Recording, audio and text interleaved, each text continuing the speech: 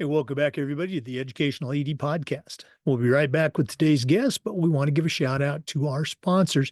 You've heard me say before, these are all companies that I used as an athletic director. You should be using them too. Here we go. We want to say thanks to Gipper, the official social media graphic solution for the podcast. If you go to Gipper.com, their team will help you create world-class content for your school's social media channel. It's going to help you promote your teams and celebrate your athletes.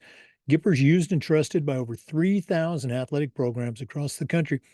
Professional graphic design made simple.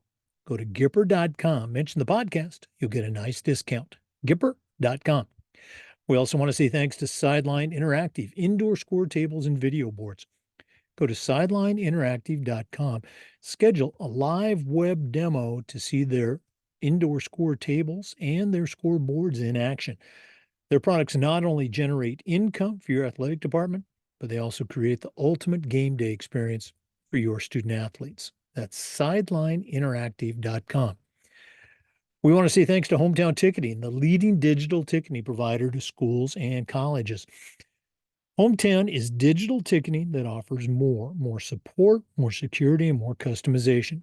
Go to hometownticketing.com. They're going to help you make the best online ticketing solution.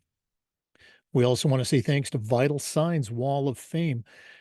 Go to their website, vitalsignswalloffame.com. Check out their interactive touchscreen video consoles. It's a great way to show off your school record boards for all the teams, for all the sports, or your school's Hall of Fame, or simply share your school's most compelling stories and your best student athletes.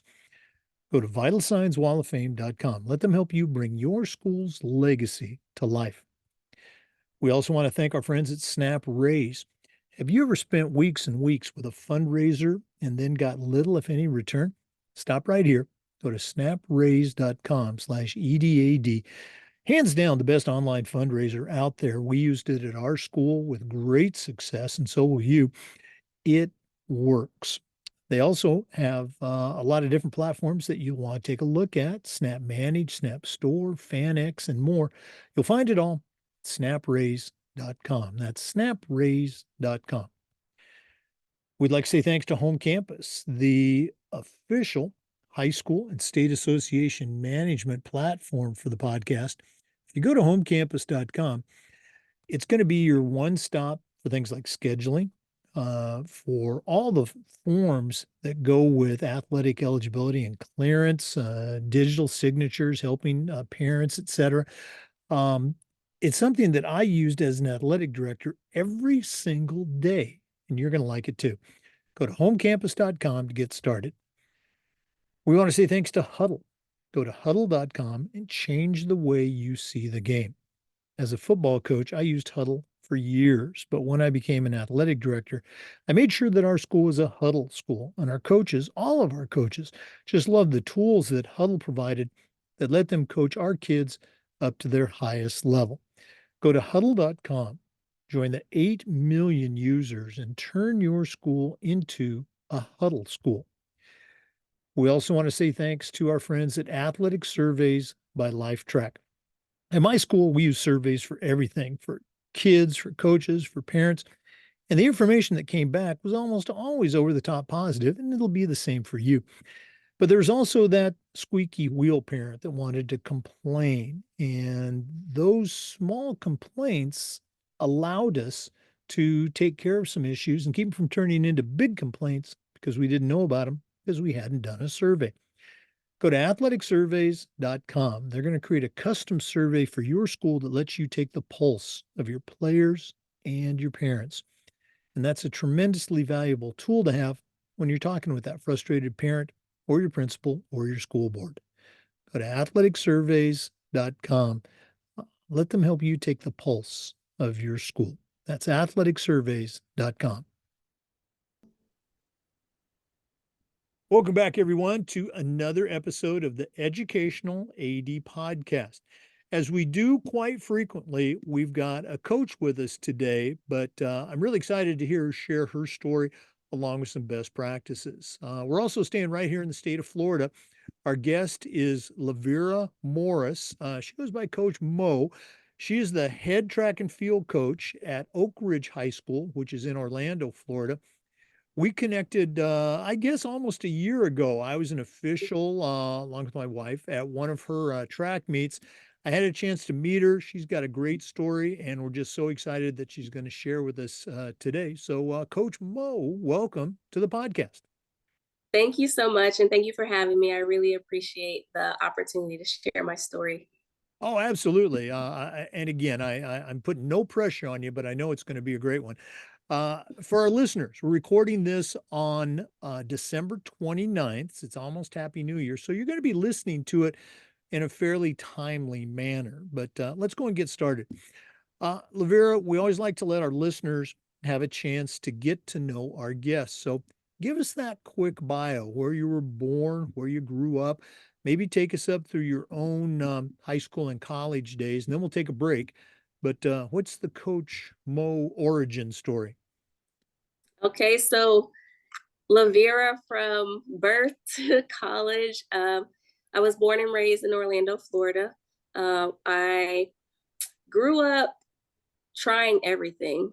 My parents put us into different sports. So from basketball, volleyball, swimming, finally did track, and that was the one that stuck. So started running track at 9. I actually used to hold up practice, and the coach actually didn't want me on his team, which is something that my dad told me once I was older. But as a 9-year old, you can get the gist of, hey, I'm not really good at this. So the next year I was determined to, be better. And so I told my dad I wanted to try it again. So the next summer went out for summer track and just started getting better. The thing that made the difference was everyone, when they first start running track, they do the sprints. And I was never tired after doing the sprints. And so we did a mile warm up one day, and I beat all the coaches. And they said she can't sprint very fast, but she can run for a long time. And so since then, I discovered I was a distance runner and started running and competing in the 1500 and 800, which is what they have for summer track AAU. And so just getting better each year, became a national champion uh, at 12 years of age, and started competing in high school meets. And so building relationships with people there. I ended up going to Dr. Phillips High School. I wasn't zoned for it, so I ended up at Oak Ridge High School a month after school started. And my dad became a coach at the school. And from there, I earned a college scholarship to University of Kentucky. I want to go back to, those beginning youth days. Did you have any idea at the time that you were more suited for distance running? Because I know, youth track, it's big in Florida. And that was very wise of those coaches to figure out that you were a middle distance runner. But did you have any inkling that that was where your gifts were? Not at all. Me and my sister, so it was three of us, we all ran summer track and we all ran the sprints.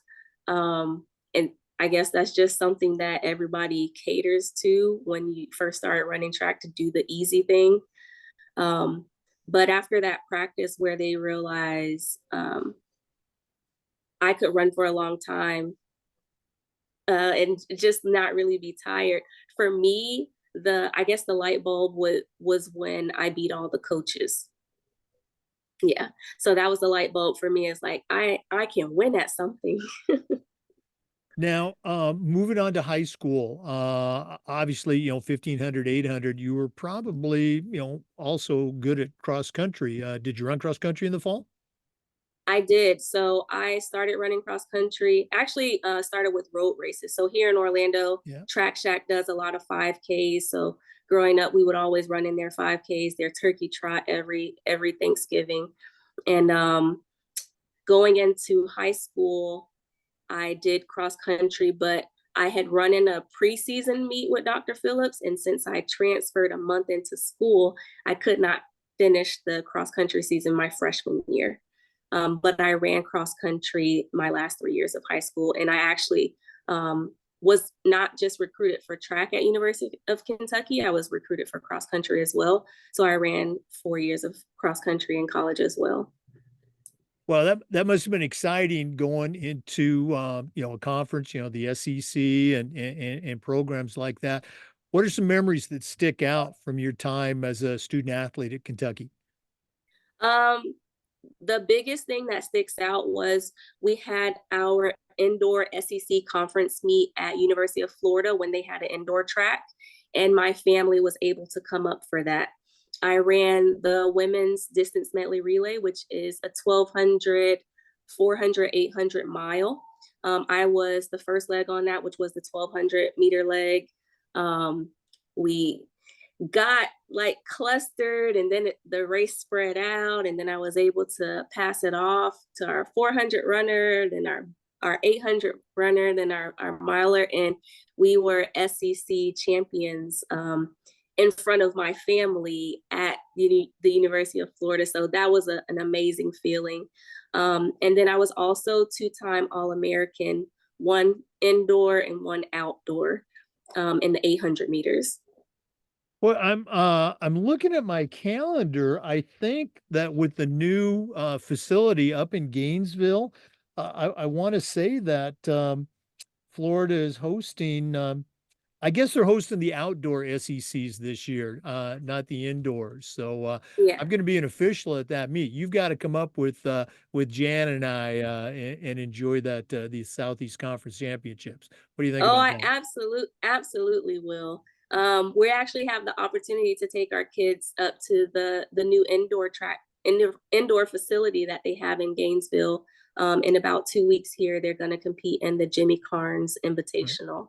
Okay. I actually think we're going to be up there as officials. So we will definitely Awesome. look for you. Okay.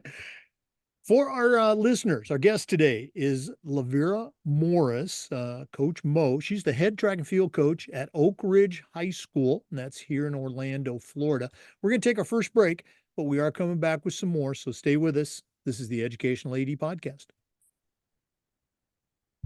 We want to say thanks to our good friends at Gipper. Gipper is the official social media graphics solution for our podcast. And if you go to Gipper.com, their team is going to show you how to create world-class marketing content for your school's social media channel.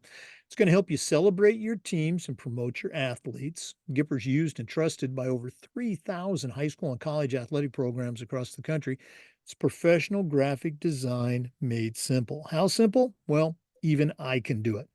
That's Gipper.com. Mention the podcast, they'll give you a nice discount.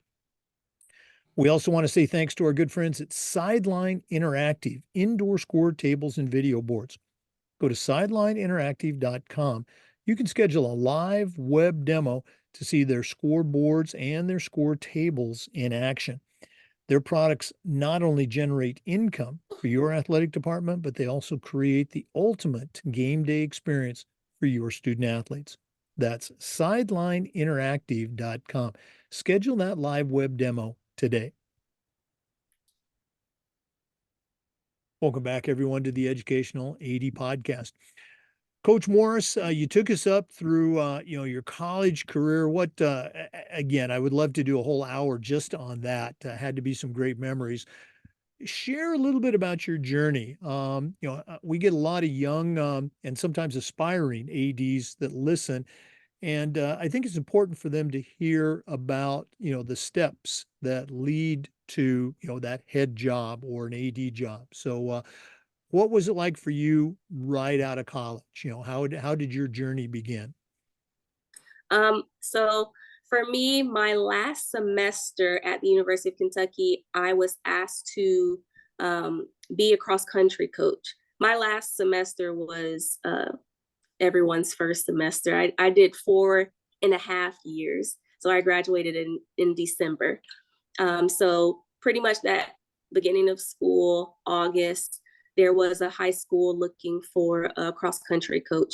My head coach at the time let me and another of my teammates know, and I was interested. I started coaching high school during my senior year of college at Lafayette High School.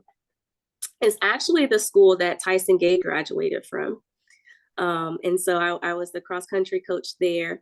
And I graduated in December, moved home and I became the track coach at Evans High School, which is the school that my parents graduated from. And so was right out of high school, had already had coaching experience, but then I took a break and I went to UCF to get my master's. So I got my master's in business administration as well as sports management. I did the DeVos Sports Business Management program. And after that, I started my career in college athletics. And so in college athletics, I realized, well, I worked 9 years in college athletics as director of operations for track and field. I was also a middle distance coach during that time. And I learned that a lot of high school athletes, parents, and coaches didn't understand the recruiting process. So I left college athletics June of 2019. Yeah, June 2019. I launched my business October 2019. And at the time I was at University of Georgia, so I was living in Athens, and I truly loved living in Athens, Georgia. It was close enough to get to home, close enough to get to a big city where I had friends and family. And I was just like, I'm going to make my business work here. So I started a business to help high school athletes with the college recruiting process, was trying to get a full-time job during that same time, but didn't. And I started substitute teaching, to build relationships with the school so that I can be at access or have access to more student athletes. And then COVID-19 happened. So April 2nd, 2020, I moved back home to Orlando, Florida. The following year, I started a summer track club to where I had athletes that needed rides to practice. I picked up a girl and she said, hey, my high school coach isn't returning. I said, what high school? She said, Oak Ridge. I said, oh, I graduated from there. So we get to practice. I tell my other coach, hey, she said that the coach isn't returning. There's a opening. So I made a call to my stepmom, who was a teacher there a couple years prior. She had a good relationship with the AD. I interviewed and I ended up getting the job at my alma mater being a track coach. So that's really how I became a high school track coach. Moving from the college ranks, is I really realized that my purpose is mentoring youth. And I stepped away from college athletics so that I could go more into that.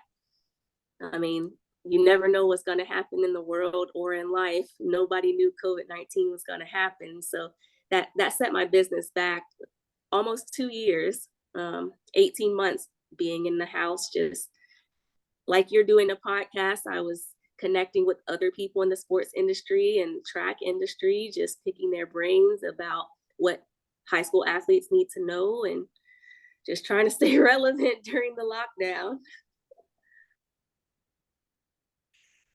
I'm so glad that you mentioned the networking component because it's one of I think, one of the biggest mistakes that young coaches, young athletic directors make is not jumping on that network train right away. Um, we know that you're going to get your degree and hopefully you're going to get that master's in something, whether it's coaching or sports administration, whatever. But that networking, it is just so critical. So I'm glad you mentioned that. We're going to talk more about your coaching, but share with our listeners a little bit about the business and maybe how they can get in touch with you regarding that. Okay. Well, thank you for the opportunity for that plug. So my business is professional student athletes consulting and mentoring. It's PSA consulting and mentoring. I just did a play on words with PSA because in college athletics, high school athletes who are being recruited, they're considered potential student athletes or prospective student athletes, PSAs. And so I just took PSA and I use professional student athletes because college athletics is a business. And it's very important that high school athletes know what they're getting into before they get into it. Um, More likely than not, students would come on their college visit, not know what questions to ask, not know how scholarships work and different things like that. A lot of student athletes see Division I sports on TV and they think that that's the only option.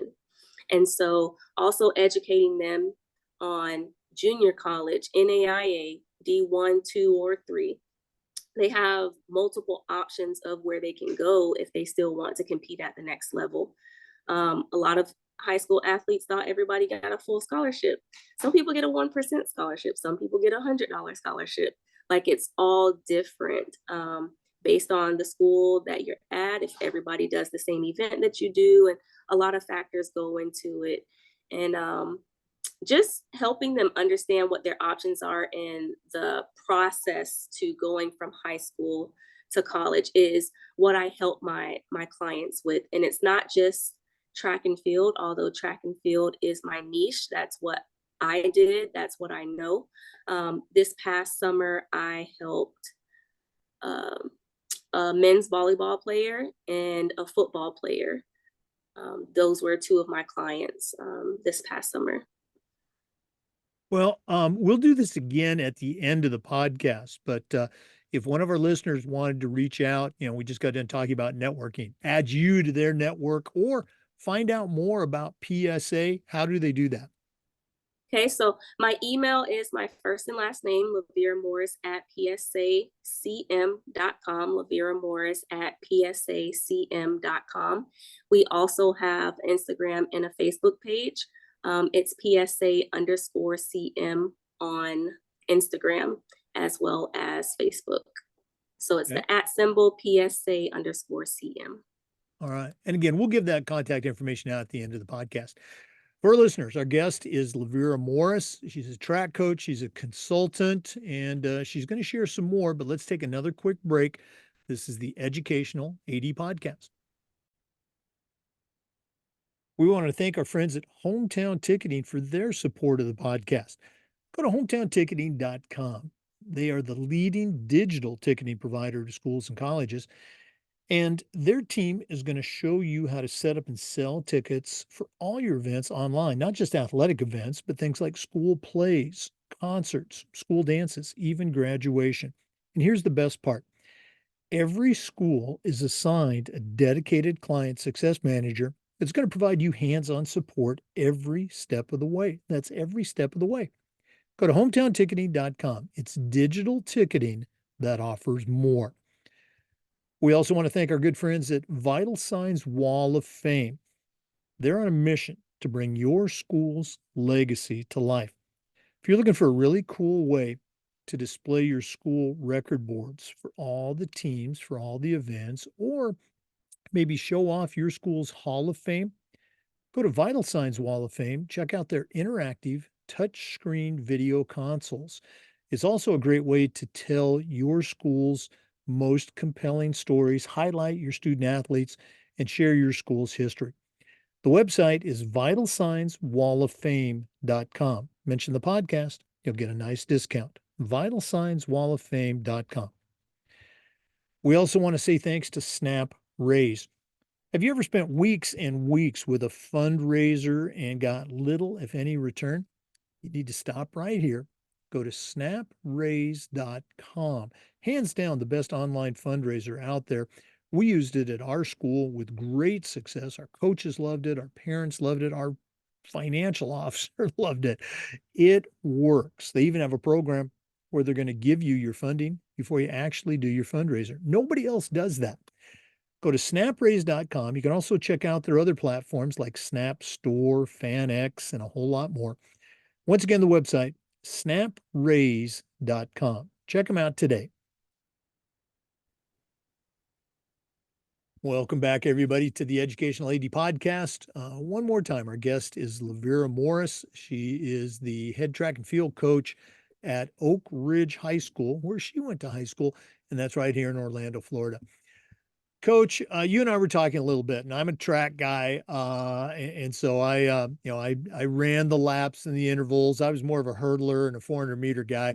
No cross country for me, but it takes, I think, a special kid and a special coach to build a successful program. So coming back to Oak Ridge, were you, was it a championship program and you were just trying to keep the wheels on? Had it, and these are my terms, not yours, had it fallen on hard times and you had to rebuild it? What was your situation? And, what are some tips for some of our listeners, for any program, any sport on how to build and maintain a quality program? So we are absolutely in the rebuilding phase. Oak Ridge High School, when you look at all of the championships from Metro, District, Region, State, um, Oak Ridge is a very well known school when it comes to track and field. And when I was in high school at Oak Ridge, we won state my senior year. The I graduated the year after 2005. They didn't, and then they went on a three-peat. So they won state 2006, 2007, 2008. And so back in the 80s, it was a known thing that Oak Ridge was competing for the state championship. You had Janet Levy, you had Michelle Finn, you had Andrea Hunter.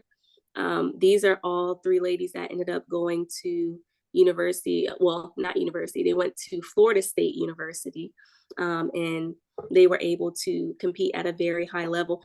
Funny story, those three ladies that graduated from Oak Ridge High School and went to Florida State, they actually ended up being on the relay with my stepmom. So my stepmom ran track at Florida State, but she was from Canada. And those three ladies from Oak Ridge High School are three of her best friends. And I went to Oak Ridge High School. So just to throw that in there, how life works. But Oak Ridge was known for track and field. And so when I came into it, we had kind of fallen off the map. We have fallen off the map. And I am currently in my third year as coach for boys and girls. But I do have some really good help. My help comes from two alumni who also ran track at Oak Ridge. So one is LaQuanda Cotton, who ended up competing at University of Florida in the shot put and discus. Won state in those when she was in high school, still has records at the school. And then the other is Jarrell Wilkins, who was a basketball player turned track runner, and was on a couple of relays and did some individual events in track. But all together, we all feel like we're giving back to our high school and that the kids are an extension of us because we're a product of the same environment. And so I say that to say that we are able to connect with these student athletes because we know the community and we know where they're coming from, and we know, I don't know, you just feel that connection because you walk the same halls as they did. And so building up, I came in, it was cross country season. I had 5 boys, 0 girls. We went all the way up into the metro meet. We did not compete in the district meet. My first track season there, it is like pulling teeth to get these kids to come out for track and field. And it still is even in year 3, but I have way more kids now. But that first year, just getting kids to come out, it was mainly kids who had been on the team the previous year under the old coach, and then they were coming out this year. The good thing is I kept one of the coaches from the previous year, and some of the kids came back because he was there. And so it was a very small group. I say we had less than 20 kids. When I was in high school, we had more than 20 just on the girls team, let alone the team as a whole. And so just working with the small numbers, catering to all the kids' needs. So I had a coach for jumps, I had a coach for sprints, a coach for throws, and I was the middle distance. So if you ran from the 400 up, then you were my in my group. And so just making sure that everybody's not doing the same thing, because when I was in high school, everybody didn't do the same thing. You worked out based on your specialty. And so my second year, cross country season, we had 4 boys and we had 2 girls. So I see the growth, right? I'm getting more girls to come out to be involved. The big thing about cross country is a lot of kids say, oh, everybody has to run 3 miles. I don't want to do that. So the way that I would get them out is say, well, just come out and do the training. Sign up for cross country, and this can be you using it to get in shape for track season. So use it as conditioning for that. That's my angle.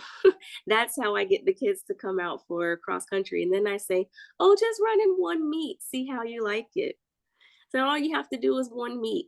The way that I got the girls on the team is that's the tactic that I used. And one of the girls, she only ran in one meet. The other girl, she said, I want to see if I can run a better time. And she ended up running in 4 meets, right? And so that same girl, this is my 3rd year. And so that same girl came out for cross country, wanting to run cross country in my 3rd year, which is this past season. Track season last year, we definitely had more kids on the team. We even had a young lady make it to the state championship. So in my 2nd year, we had our first state qualifier. She qualified in the girls discus. So the throws coach and myself, we drove her up there. She got the experience, and of course, college coaches were reaching out to her. And so that was a whole experience as well. I actually just spoke to her last night. She's going to be competing next week in Alabama. And so it's always good to, hear the stories of kids that you've touched.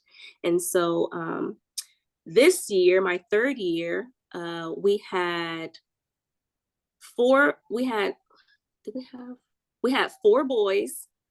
One of them was a 100-meter sprinter from last year who just is very coachable, and he ran cross country.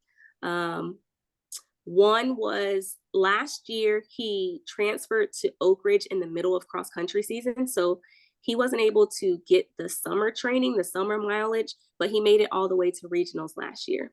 This year, that same kid made it to the state championship. And I fully believe it's because he finally got a full year of training with me.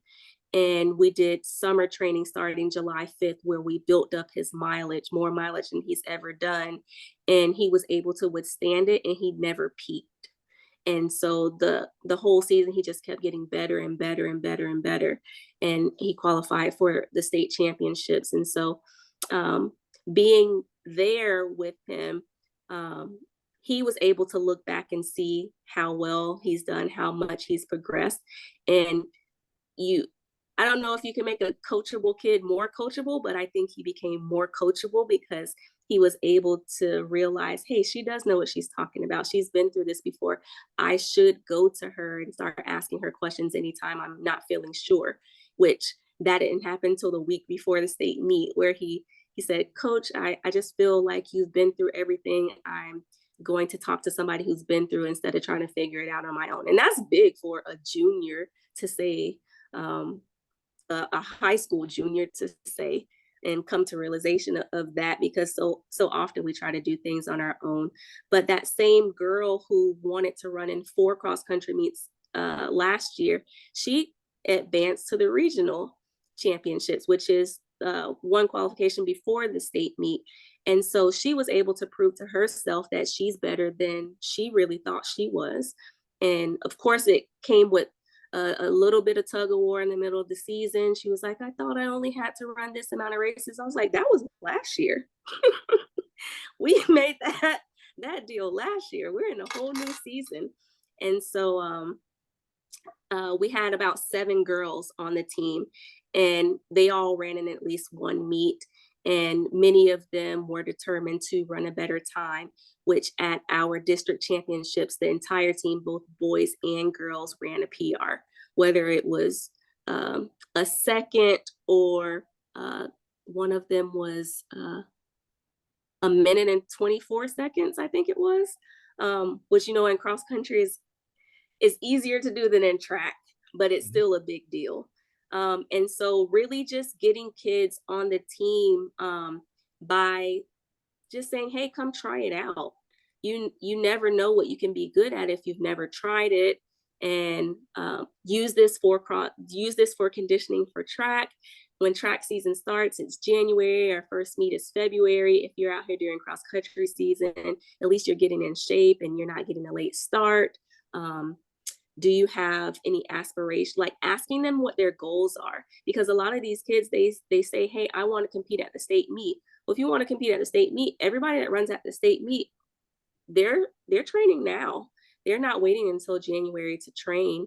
And then also realizing that all athletes that come to you, they don't know what they're doing. And even if they act like they know what they're doing, it's probably best that you always start from zero, teaching the fundamentals.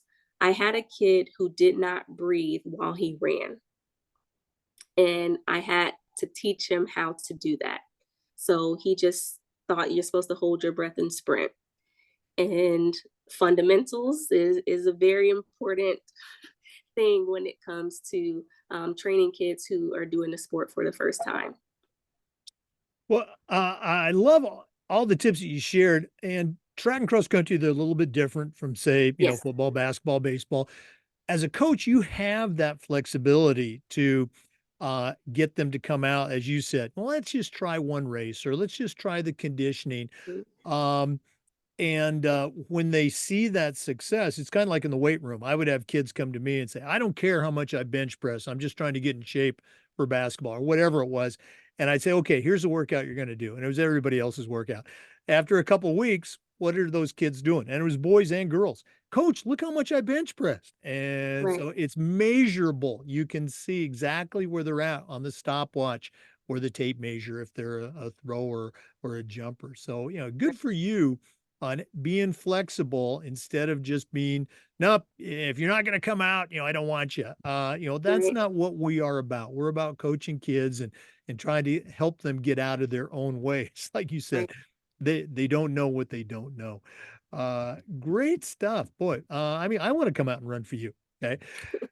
We're going to go and take another break, but we're not done yet. We're just getting to our best practices and our toolbox segment. So please stay with us. One more time, our guest is Coach Lavera Morris. She's the head coach at Oak Ridge High School. That's in Orlando. Also a consultant with PSA Consulting. Thanks for listening, but we are coming back with more. So stay with us. This is the Educational AD Podcast. We want to say thank you to Home Campus for their support of the podcast. Home Campus is the official state association and high school management platform for us. It's also your one stop platform for things like scheduling, uh, student athlete eligibility and clearance, digital forms and signatures, working with parents, working with coaches and kids. I used Home Campus every single day as an athletic director, and you're going to love it too. To get started, all you have to do is go to homecampus.com. That's homecampus.com.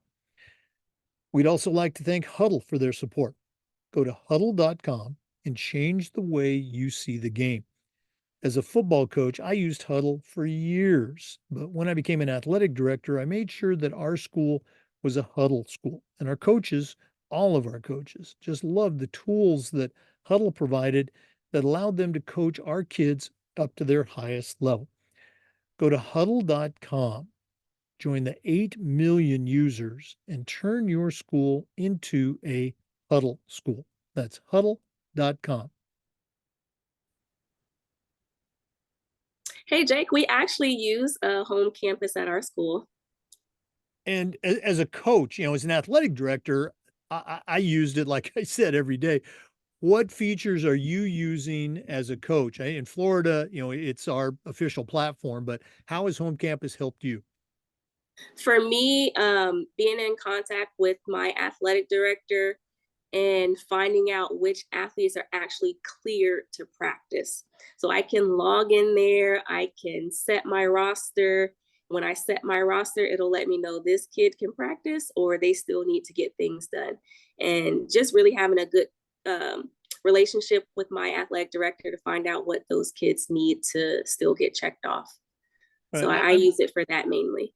Yeah, I'm so glad you mentioned that because it is critical that, well, ADs and coaches work together, But I would let the coaches give me your list, even give me kids that you don't know if they're going to come out or not. And I will let you know if they can practice because we don't Right, want kids practicing that don't have all that paperwork turned in.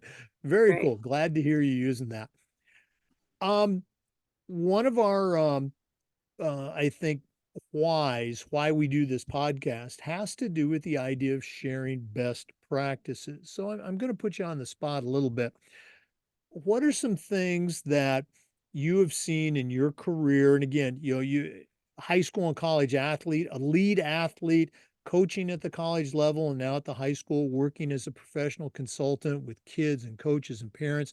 I'm going to bet you've seen some best practices. What are some things that you can share with our listeners that they can take away? Best practices. I am an organized, detail oriented type of person. And so, working in college athletics as director of operations, I use those skills to be the best that I could be in that position. And so, what it really comes down to is planning everything out, scheduling, coming up with a calendar of deadlines when things should be due. Um, in college athletics, which is very similar to high school athletics, except there's way more travel and there's way more money that you handle. So outside of the finances and the traveling, um, making sure you order your uniforms in time, your warm-ups in time. Like, when do you need to be ordering those things? And more likely than not, it's in the summer when you don't know the sizes of your athletes. So you just have to guess, hey, I'm going to have this many smalls, this many mediums, this many larges, a couple extra large, a couple 2X. Because in track, everybody isn't the same size. You have runners, jumpers, and throwers. And so, maybe checking which vendors you're able to use. In the summer, your bookkeeper, it is usually in the office because they're wrapping up the school year. And so finding out which vendors you can use, also coming up with your competition schedule. These are all things that I would put on a calendar of when they need to get done. The cross country schedule, of course, needs to be done in like July, the latest.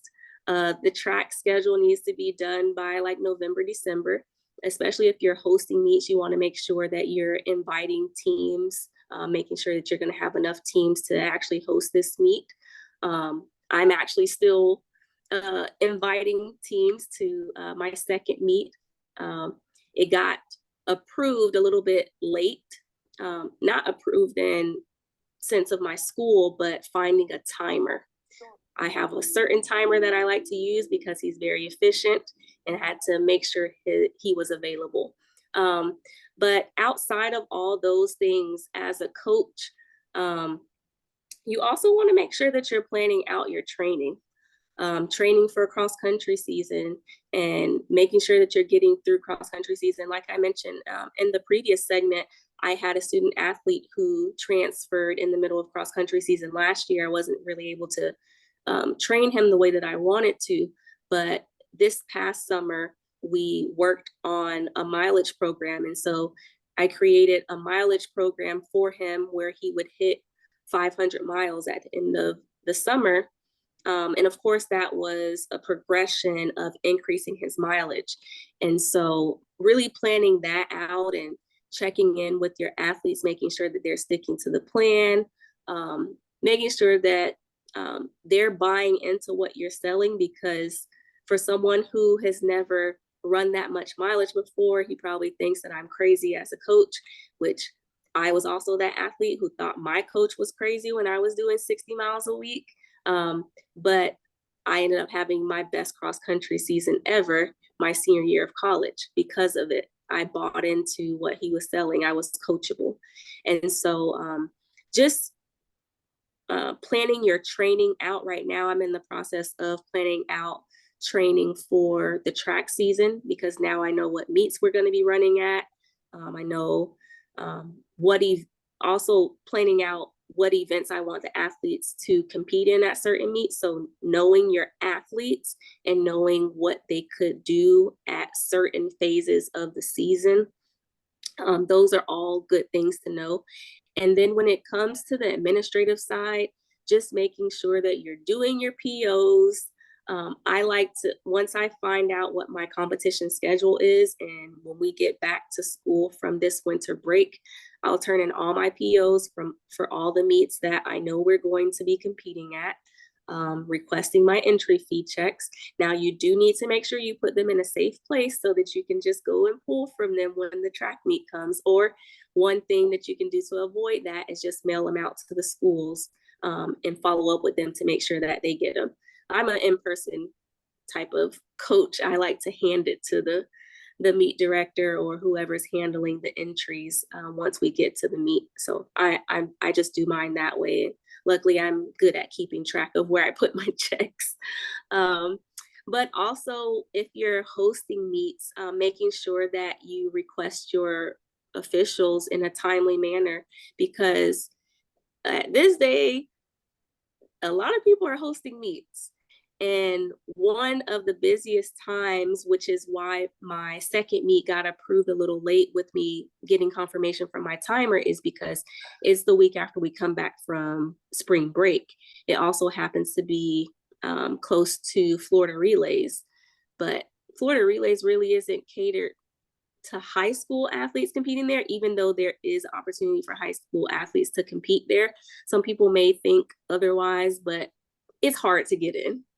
And so you're better off staying local and running against some local competition. Now there are schools who have elite level athletes who, you don't have to be elite level to get into the meet, but you do have to be better than average. And more of the elite level athletes do get in there with no problem, especially when it comes to the individual races compared to the relays.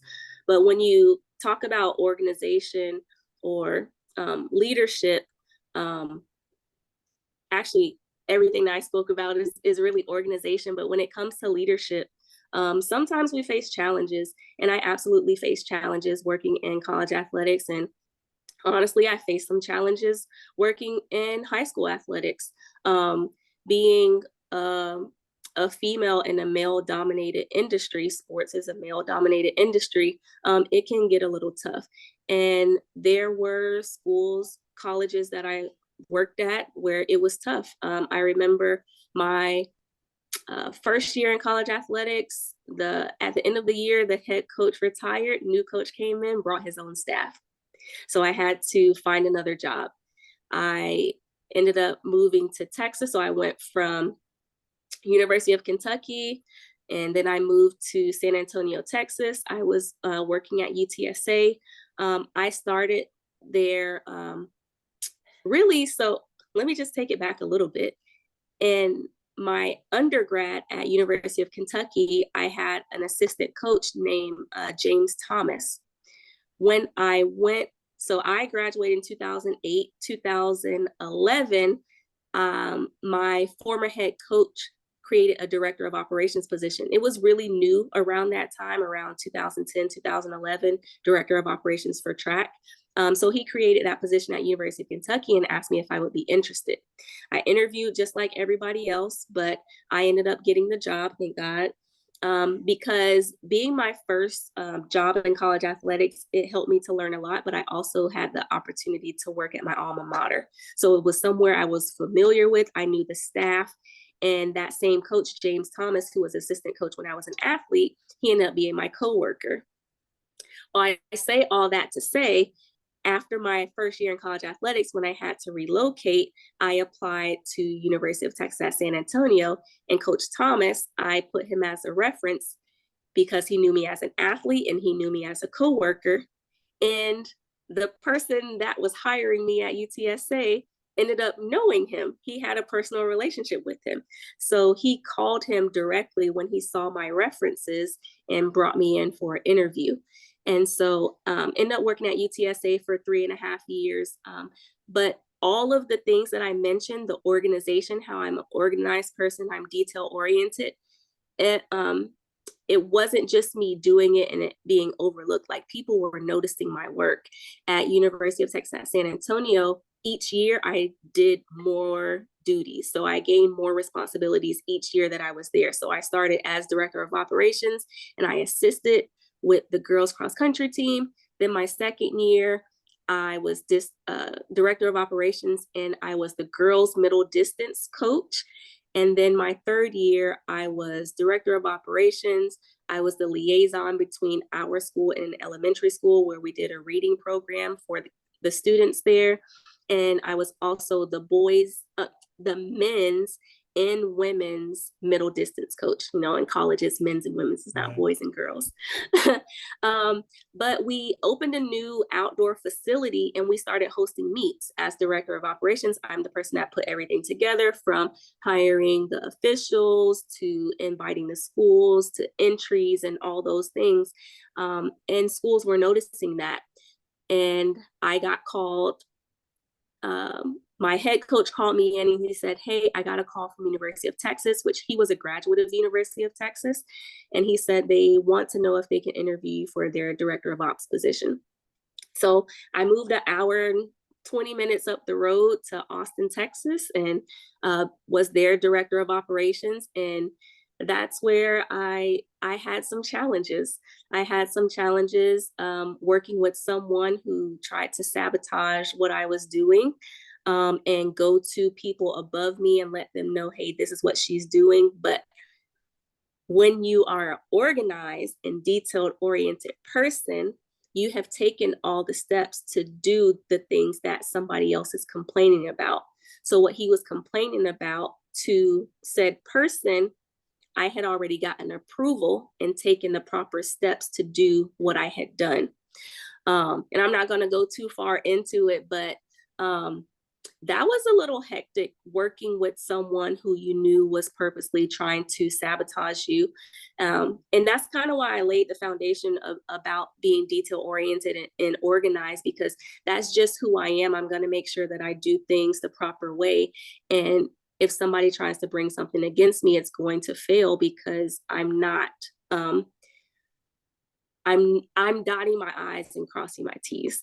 And so I'm making sure I'm getting everything done the proper way. And so I went through that and it ended up getting really bad, and ended up getting to a point where like I was breaking out in hives like every day for 6 months. That's how stressed I was. I had developed acid reflux.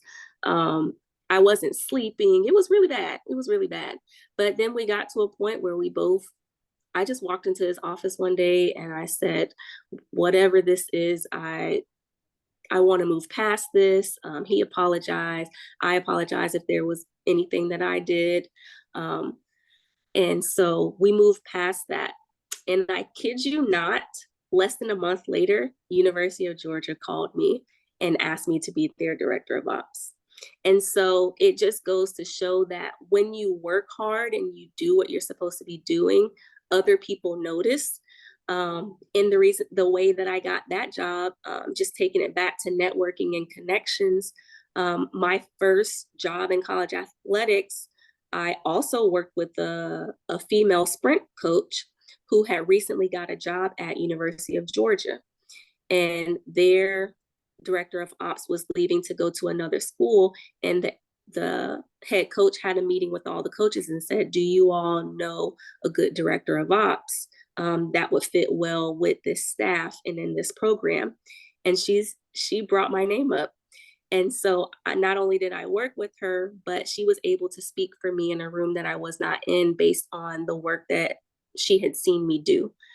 And so a lot of my jobs I had were for people who already knew something about me, and really just through networking and maintaining connections, not burning bridges, and just being who you are. Um, I know a lot of people over the years have told me, oh, I would have never thought of that, or I can't believe you're doing that. I would just wait till the day of, and different things like that. But those organization and detail oriented skill sets that I have helped me in my career, whether it's good or bad. No, I think it's all good. And I'm so glad that you talked about by name networking, because that's what I was thinking. Well, gosh, there's another example of networking. Well, there's another one. It's so important. You have to have the skills. And you talked about that. You did your job, the organization and the detail.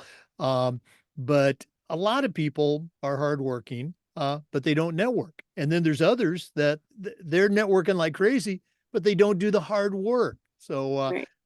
great stuff. Boy, again, there's a lot in there.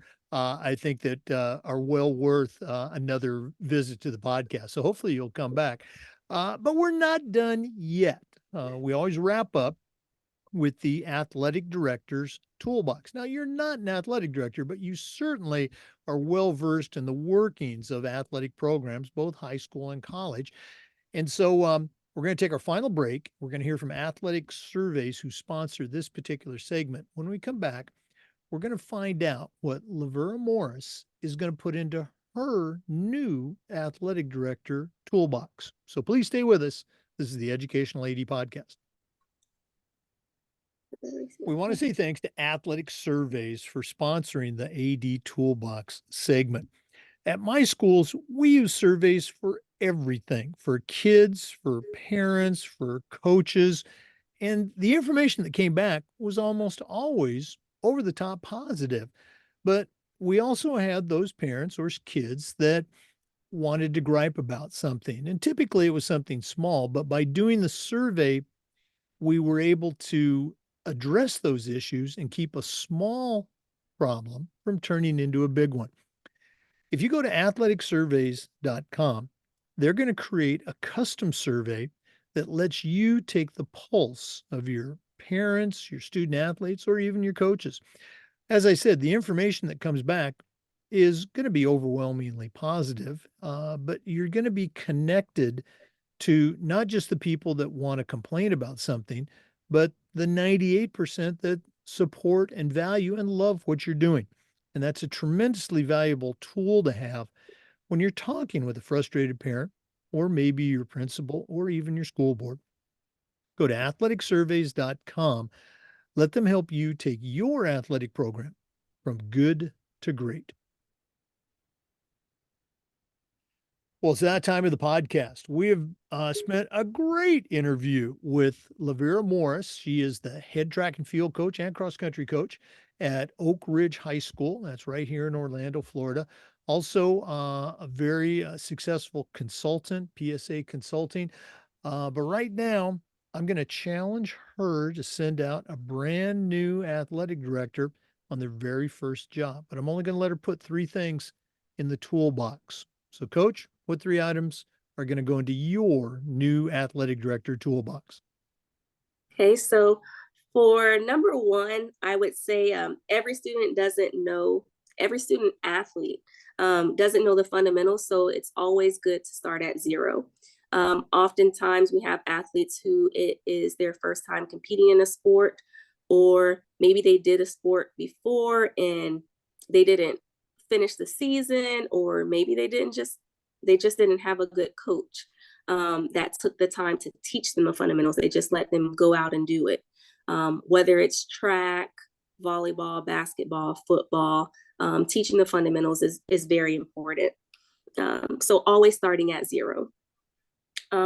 Next would be building relationships with other coaches and competition officials, because those connections really do go a long way, whether it is getting into a competition at the last minute, or getting into an invitational, or maybe they have athletes that need to just compete in one more meet. Here in the state of Florida, you have to compete in 5 track meets before you compete in the district meet. And so I've had coaches reach out to me and say, hey, can I get into your meet? This athlete just needs one more race. Maybe they were sick during one of their competitions. But those are just a few examples. But it's very important to build relationships with coaches and also your competition officials. Building relationships with a competition official is the reason why I'm on this podcast today. And this past cross country season, we were able to team up with Boone High School to do some training once a week with our athletes because they were the top in our district and region. And so just having that relationship with the Boone coaches led to that. You Oh, know, my oh, last one. yeah, you got one more. My last one would be if you have student athletes that are interested in competing at the next level, make sure that you're equipped to help them along the way. So if you don't know, I am someone that you can reach out to. I have a consulting business. It's PSA, Professional Student Athletes Consulting and Mentoring, where I help high school coaches, athletes, and parents understand the college recruiting process, whether they're competing at the next level in junior college, NAIA, Division I, Division II, Division III.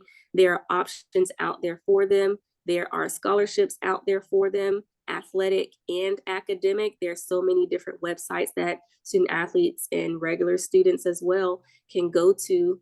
I shouldn't say regular students.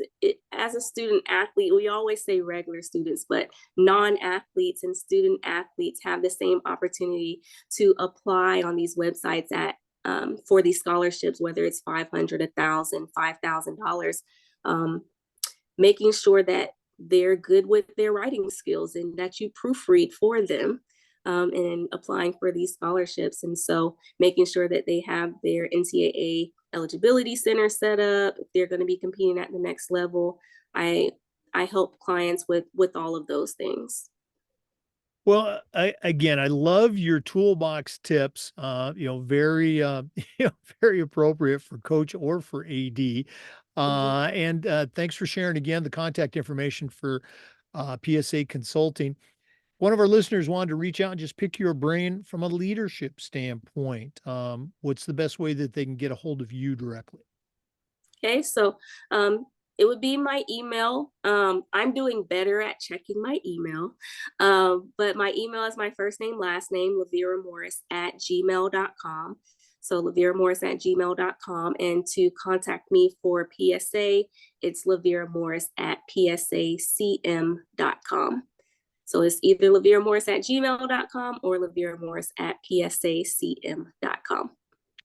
Well, Coach, thanks so much for sharing with our listeners. We're definitely going to have to get you back on, take a deeper dive into a couple of those topics. And all the best with the coming track season. And I'm pretty sure we're going to be coming back to your school to work your meet again. Yes, grateful. I actually requested you. All right. Well, I guess we didn't mess up too badly. No, your meet was great. Very well organized. Big surprise. Lavera Morris's program organized. Thanks again, and like I said, look forward to seeing you in 2024. Awesome. Happy New Year. Thank you so much. Oh, thanks for coming on. For listeners, we do interviews twice a week and other content just about every single day, and we upload it all to the Educational AD Podcast YouTube channel. Of course, we appreciate you listening. If you'd like to be a guest or you'd like to recommend somebody, my email is jakestouchdown@gmail.com. But again, thanks for listening. We'll see you next time on the Educational AD Podcast.